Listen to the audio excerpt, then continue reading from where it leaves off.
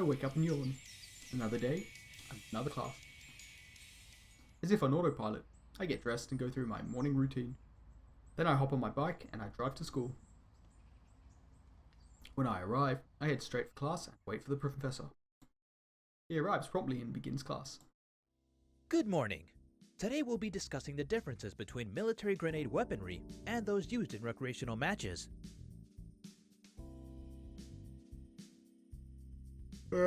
Yawn. I already know this. It's basic stuff.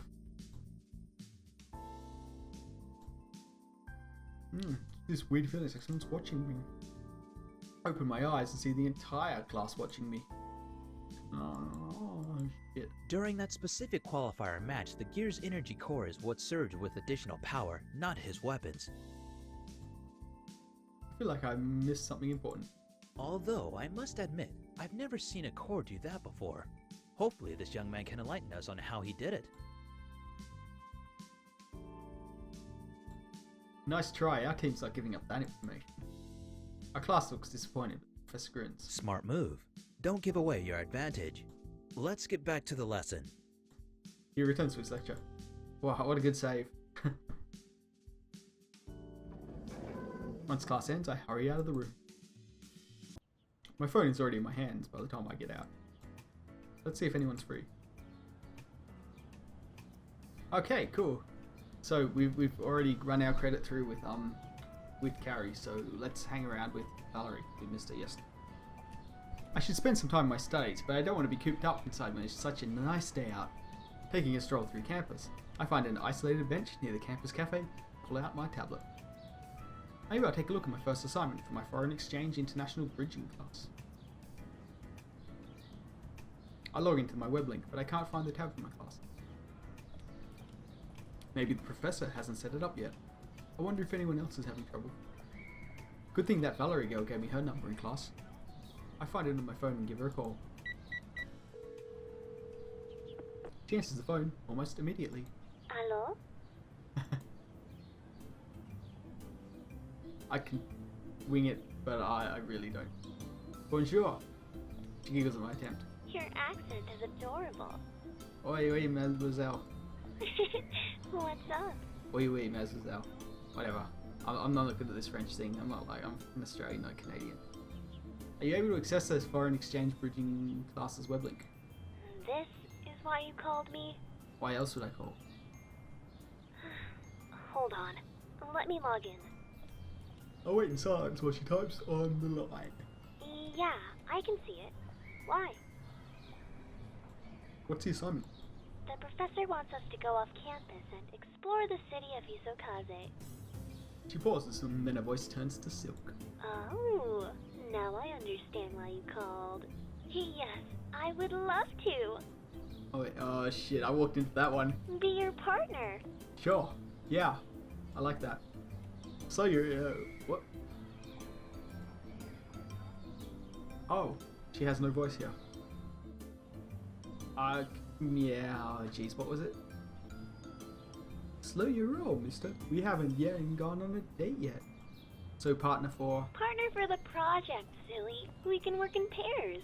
So there's a couple of lines of what seem to be missing dialogue in this episode, but I'm sure they'll patch the stuff through later. Oh, exploring the city with another person would make it more fun than going alone. Sure, yeah, let's do that. Great. When do you want to get together? How about this weekend? It's a date. No, it isn't. We'll meet at the park. It's not a date. Oh. I like this girl, actually. I think she's pretty cool. If I wasn't already, I guess, I don't know. I think this has roots the same way most visual novels have roots. She hangs up before I can finish. I really hope she was joking about that. I'm in the campus gym, finishing up my workout. When I return to my locker, there's a missed text from Carrie. Emergency meeting, meet now in the hangar. Oh shit, all caps, I better go.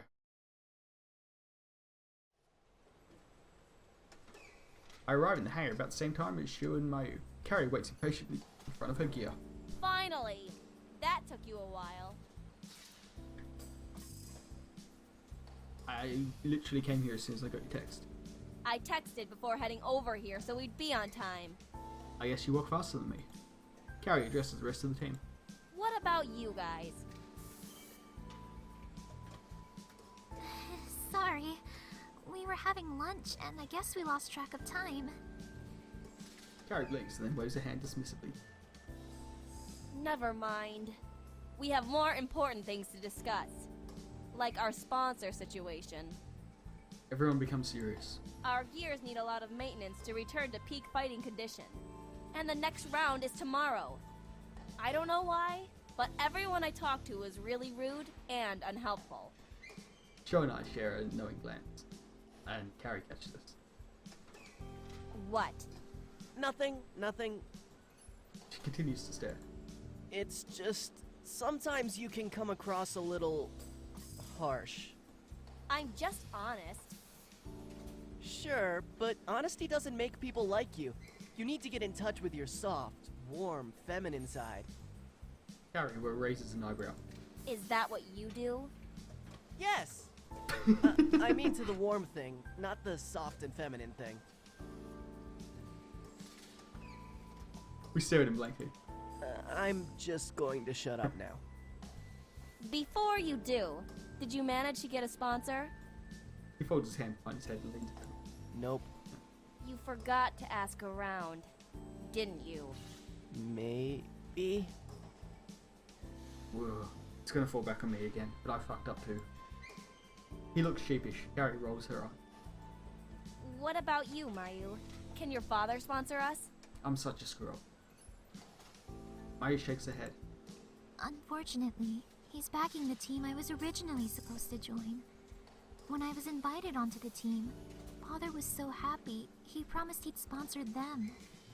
Even though I never joined them, he can't go back on his promise. Carrie nods, then faces me.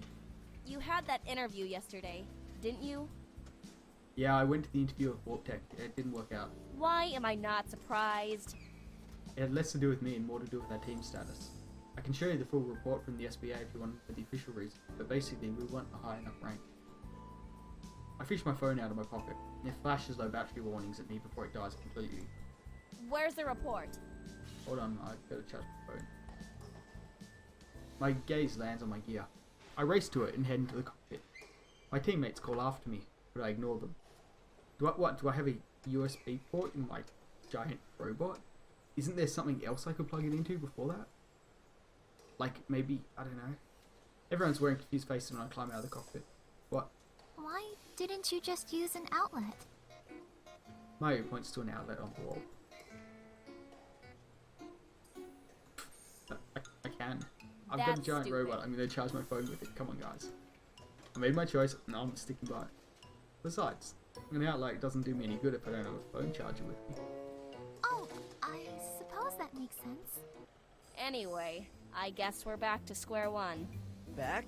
We never left square one. Hey, don't give up hope just yet. Might have something. Another meeting? No, but my friends in the SBA is still helping me search. Okay, in the meantime, the rest of us should continue our search too. I'll take another look at what ACE offers. Maybe there's some kind of campus grant or funding we can apply for. Mayu, do you think you could reach out to some of the other major corporations we haven't talked to yet? Maybe with your background, you'll have more luck than we would. Mayu nods. Maybe Sho can ask around local businesses? Okay. Good idea. Carrie looks at me. I will just follow up my contact. Hopefully, we'll find someone. But there's a chance we might have to fight with our gears as is. I'm confident we'll get someone in front. Mayu smiles at me and nods. Go taps me on the back. Okay, we have our plan. Text me if you guys get any leads. We all nod. I'm off then. I've got some stuff to take care of. I hope you mean reaching out to the businesses, Sho, and not playing your video games. Of course that's what I meant. The arcade industry is a lucrative place to find a sponsor. Mayu sighs. Sho. He wears his signature smile. Okay. Let's go find us a sponsor. Mayu beams. Fair wave at us before heading out. I'll be going too. Tell me if your friend is successful. I nod and Carrie leave. Nothing left for me to do but go home. An uneventful drive later, I arrive at home. I am back. I walk into an eerily quiet living room. I'm the first one here. Feels a bit weird. Nikki's bright smile is usually here to greet me. Maybe she had an after-school club activity or something. There is something really bad happening with Nikki, I can just tell. Something's just keeps screwing up for her at school, and she's not talking about it. I reach for my pocket to see if she texted me. My heart sinks as my hands grab air. There's a void where my phone should be. I've left it in my giant robot. The sun is setting, and it'll be evening by the time I reach campus. Hopefully it won't be too much trouble getting to Eagle after hours. I remember CINY was pretty restrictive on who could enter the hangar at night. I'm not going to break into a giant robot hangar to get my phone out of a USB port. Come on. I hop back on my bike and drive back to Ace Academy. Surprisingly, traffic is heavy and it takes longer than expected to reach campus.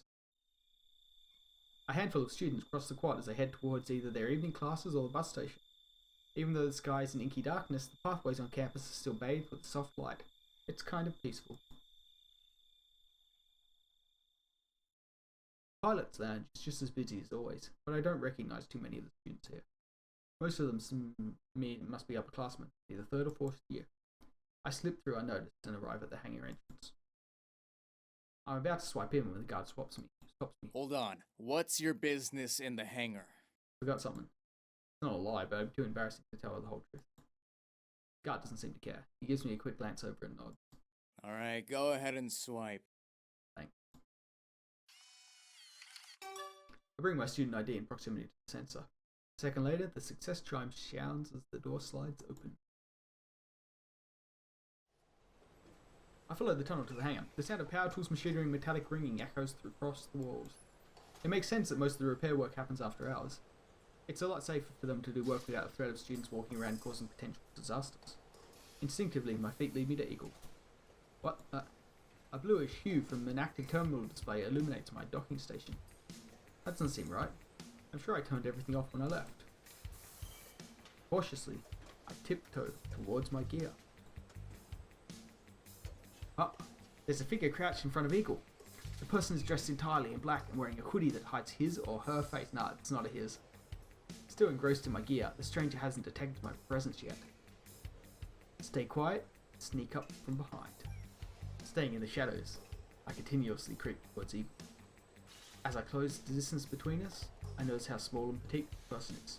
Must be a girl. But I don't think of anyone who'd be so interested in my gear. Once I'm a few steps away, she tenses as if noticing a presence. Before she can react, I grab her shoulder and roughly spin her to face me. Valerie, well, what are you doing in here? She grins. Fucking French, sabotaging my American robot. Her gaze flicks to my hand still on her shoulder. I never would have guessed you like it rough. I scowl and the smile on her face wavers. What the hell are you doing to my giant robot? She flinches at the harshness of my tone. Nothing, I promise. You were obviously doing something to the terminal, that's not nothing. She holds up her hands in defense.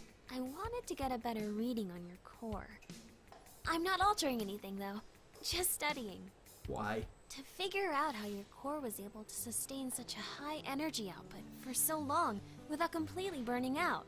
Given the size of your core and the cooling system, the heat dissipation doesn't seem like it would have sustained longer than a few seconds, yet it lasted almost 10 minutes! Maybe there's a direct coolant injection to the primary source? I also didn't consider the acceleration of airflow given the hidden frame openings. Perhaps a quick calculation using... My eyes start to glaze over as she continues her technical jargon. As I struggle to pay attention, I can't help but be a little impressed. She is more than meets the eye. I notice that the longer she speaks, the more relaxed her body becomes and her voice is laced with excitement. She's really passionate about how giant robots work, and I believe that she's telling the truth when she says she never intended to sabotage my giant robot. Here, I'll prove I wasn't changing anything. I watch as Valerie retraces view screens with all the configuration data unmodified. Okay, Huh? I get it, you're curious, but you can't just break into other people's giant robots and mess with their part. She looks away. I'm sorry. We're silent, then she looks sideways at me. So, I guess you wouldn't want to know that your primary weapon can actually benefit from an airflow exhaust here and here. What? He points inside my... You see right there? Yeah. It'll still require validation testing, though. You should probably get your engineer to check it out. My engineer? Yeah, you know. The person who makes sure all your gears are working properly and helps you with any upgrades or improvements. Don't the sponsors do that? Valerie shakes her head. They help a lot when it comes to major repairs or new items, but an engineer on your team takes care of any general maintenance and the like. Oh.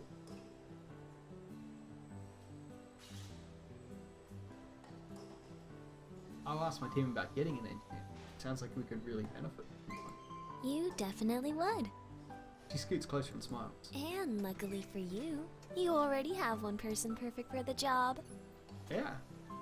She scoots even closer and bats her eyelashes at me. Who? She sighs. Just think about it. There's another pause. To avoid the awkwardness, I shut down the open terminal. Well, we should get going then. Yeah, Neither one of us moves. I don't touch my robot again without my permission. I promise I won't. I wait for her to leave, but she doesn't budge. Bye. Bye. Bye.